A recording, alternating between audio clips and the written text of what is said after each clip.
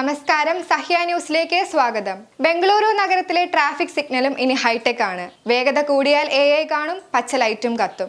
ബംഗളൂരു നഗരത്തിലെ ജംഗ്ഷനുകളിൽ വാഹനങ്ങളുടെ തിരക്കൊഴിവാക്കാൻ നിർമ്മിത ബുദ്ധി അടിസ്ഥാനമാക്കിയുള്ള ട്രാഫിക് സിഗ്നലുകൾ പ്രവർത്തിച്ചു തുടങ്ങി. ബംഗളൂരു ട്രാഫിക് പോലീസും ഡയറക്ടറേറ്റ് ഓഫ് അർബൻ ലാൻഡ് ട്രാൻസ്പോർട്ടും സംയുക്തമായി ആദ്യഘട്ടത്തിൽ നഗരത്തിലെ 165 ജംഗ്ഷനുകളിലാണ് നിർമ്മിത ബുദ്ധി അടിസ്ഥാനമാക്കിയ ക്യാമറകൾ സ്ഥാപിക്കുന്നത്. ഇതിൽ 23 എണ്ണത്തിൽ ഇത്തരം സിഗ്നലുകൾ സ്ഥാപിച്ചിട്ടുണ്ടെന്ന് traffic police joint commissioner MN Anuchet പറഞ്ഞു.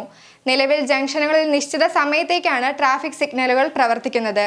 എന്നാൽ നിർമ്മിത ബുദ്ധി അടിസ്ഥാനമാക്കിയുള്ള സിഗ്നൽ ജംഗ്ഷനുകളിൽ എത്തുമ്പോൾ വാഹനങ്ങളുടെ തിരക്കനുസരിച്ചായിരിക്കും പ്രവർത്തിക്കുന്നത്. അതായത് വാഹനങ്ങളില്ലെങ്കിലും പച്ച സിഗ്നൽ തെളിഞ്ഞു കാണിക്കില്ല. വാഹനങ്ങൾ കൂടുതലുള്ള സിഗ്നലിൽ പച്ച വെളിച്ചം തെളിയും. നഗരത്തിന്റെ തെക്കൻ മേഖലകളിലും പടിഞ്ഞാറൻ മേഖലകളിലുമാണ് ഇത്തരം സിഗ്നലുകൾ സ്ഥാപിച്ചത്. 2025 ജനുവരിയോടെ എല്ലാ ജംഗ്ഷനുകളിലും ഇത്തരം സിഗ്നലുകൾ സ്ഥാപിക്കുമെന്ന് അനുചേത് പറഞ്ഞു.